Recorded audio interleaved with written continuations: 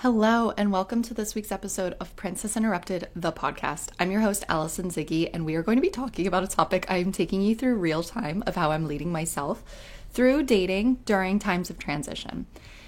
It can feel easy to believe that if life were different, if your circumstances were different, if you had already arrived, if you were where you were meant to be, that dating would be easier. I used to be subject to believing this, and I want to share why this isn't true, why the right partner will help you grow, why your circumstances are actually irrelevant to the people that you are meant to be with, and on a spiritual level, what is actually happening when someone rejects you for where you're currently at in your life. It doesn't mean that you need to enjoy it, but when you have a better understanding of what is happening, you won't let this impact the way that you see yourself. You won't let it impact the choices that you make.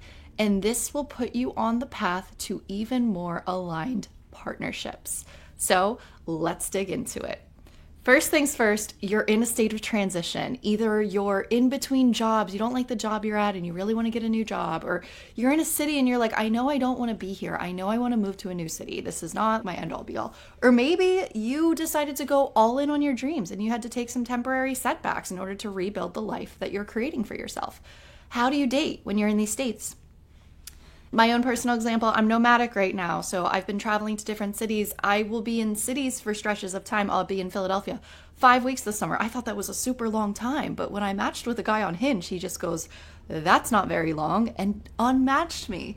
I had the same thing when I matched with a guy in another city that I was traveling to this summer, and I was like, oh my gosh, I thought that what I was doing was like one of the sexiest decisions I've ever made in my life, like traveling and cat sitting and following my heart and following my dreams. And I look at the pictures that I had on my profile. It feels so self-expressed. It feels so me.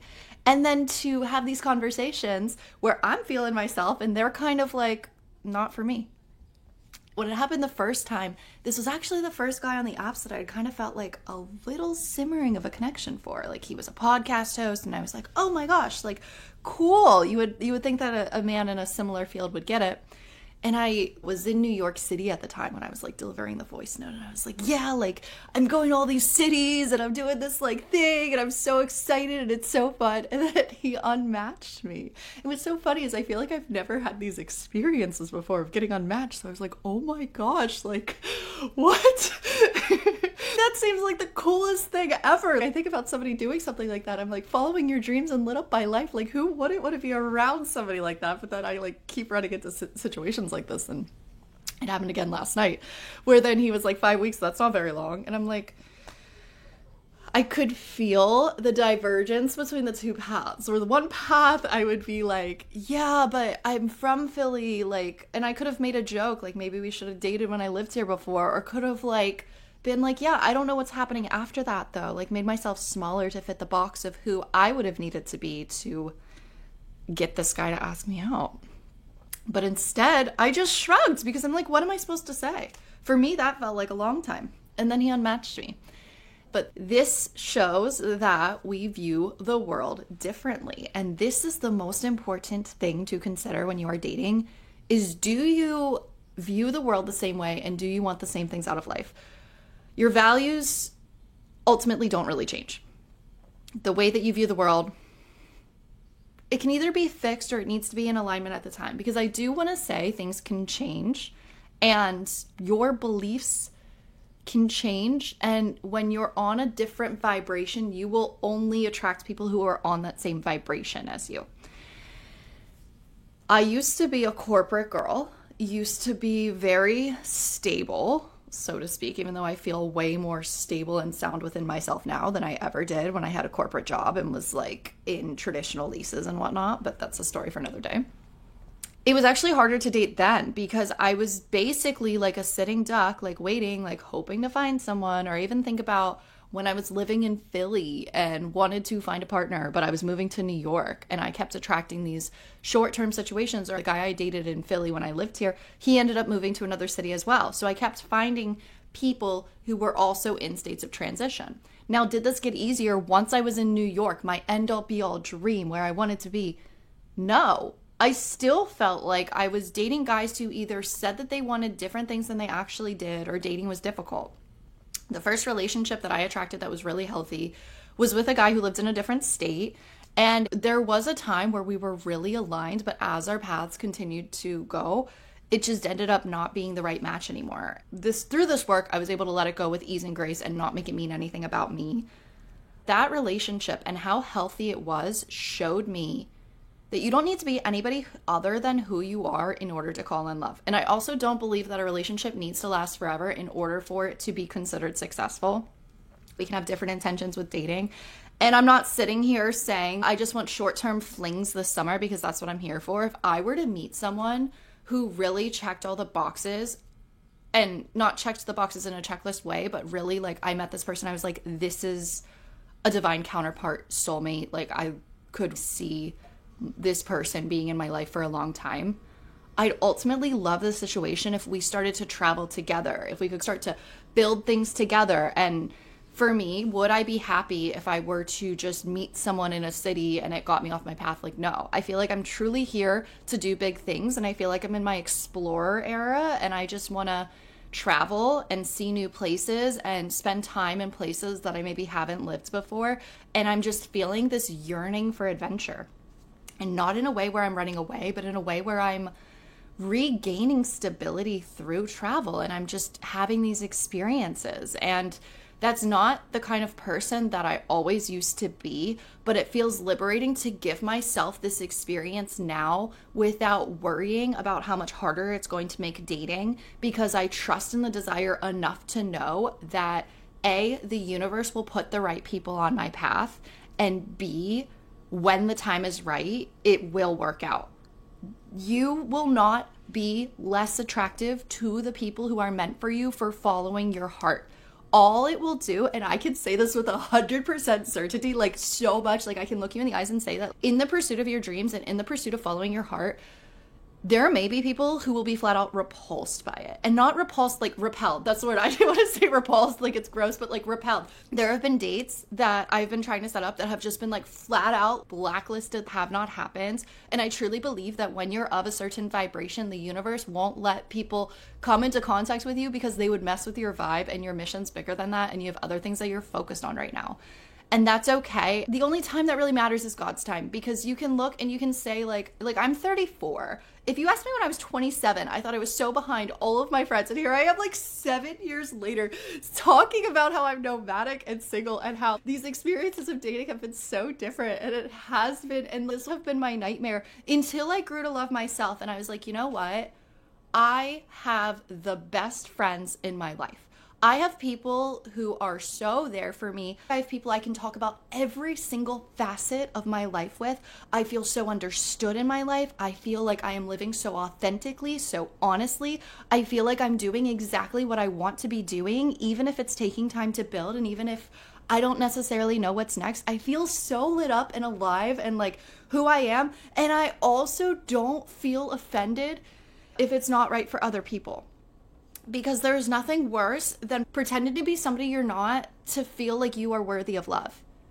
Feeling like you need to change something about yourself to be more palatable, to be more desirable, to be more lovable, that you need to fit a different box, a smaller box, so that people will want to be with you. That is the recipe for creating a life of settling.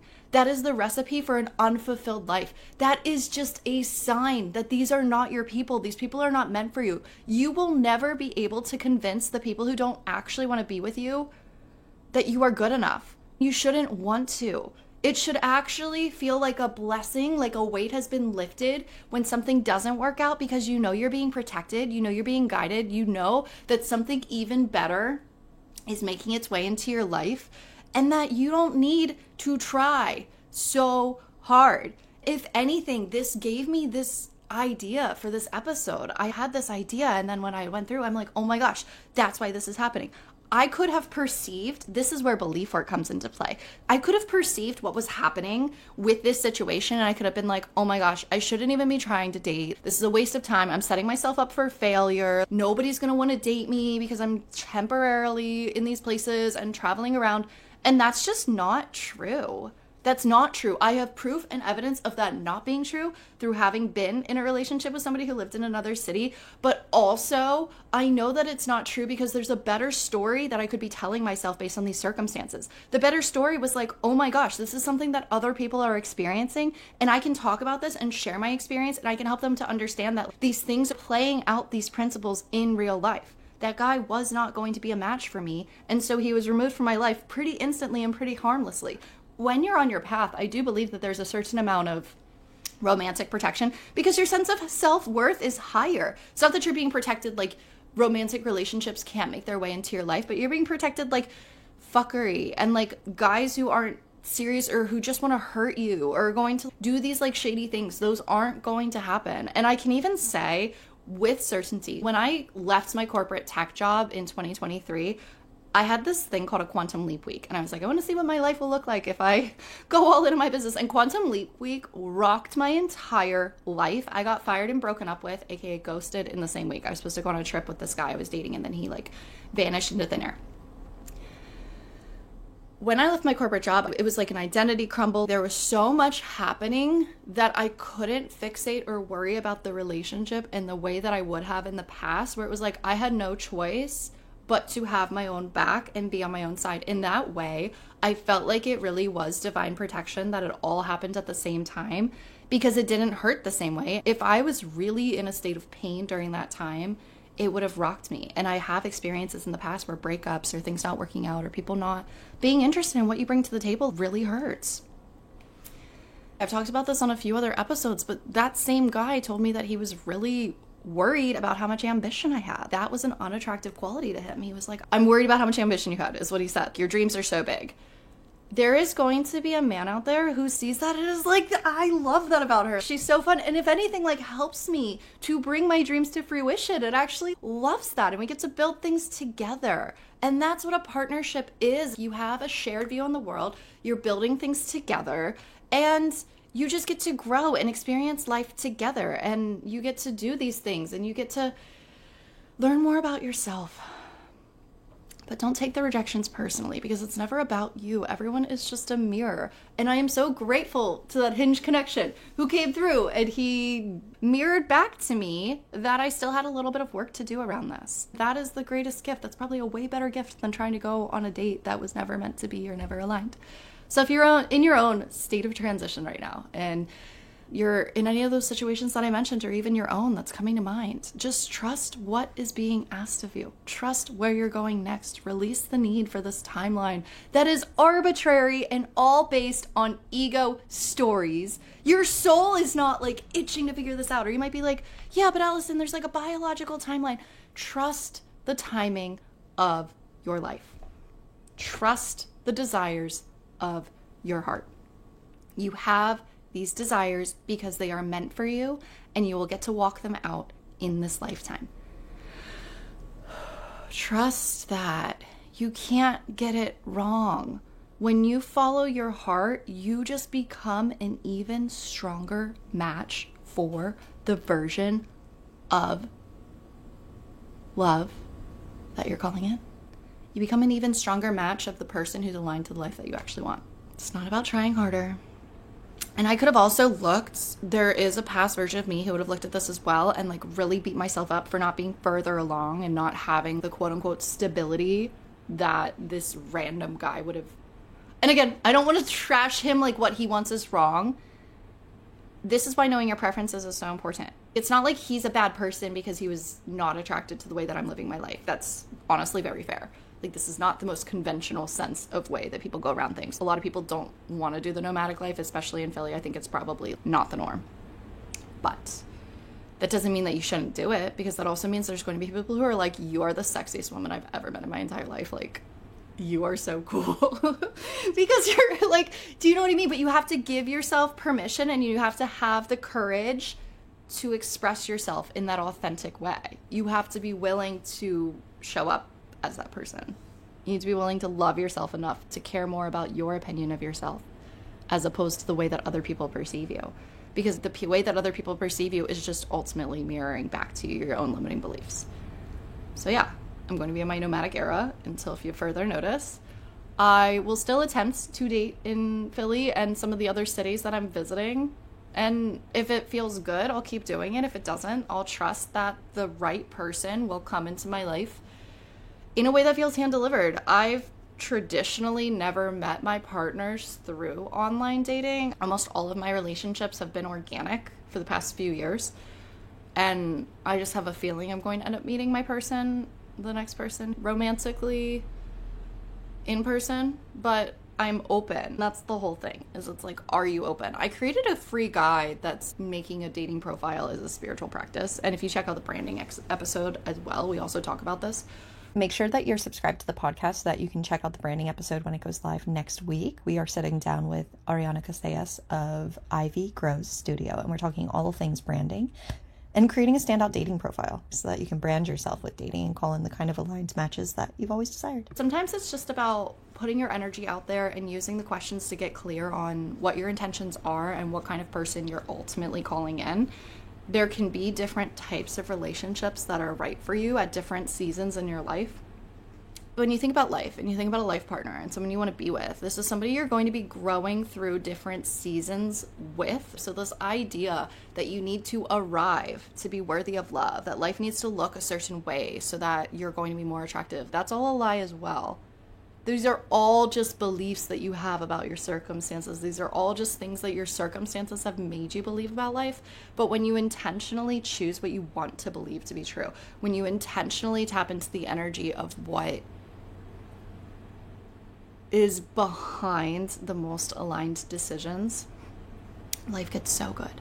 Life gets so good, and life feels so good.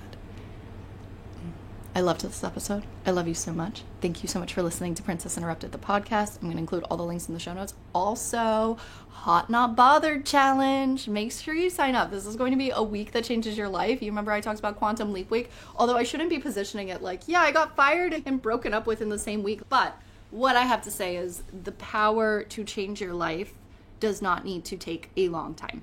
And in 1 week, we're going to be dealing with healing the worthiness wound. We're going to be setting you up to have the hottest summer of your life. We're going to be talking about raising your vibration and attracting from within and using your internal light and your internal glow as the source of your magnetism and focusing on the internal version of you as opposed to externally manifesting and trying to change your circumstances and creating from lack. We don't do that around here. Thank you so much for tuning in today.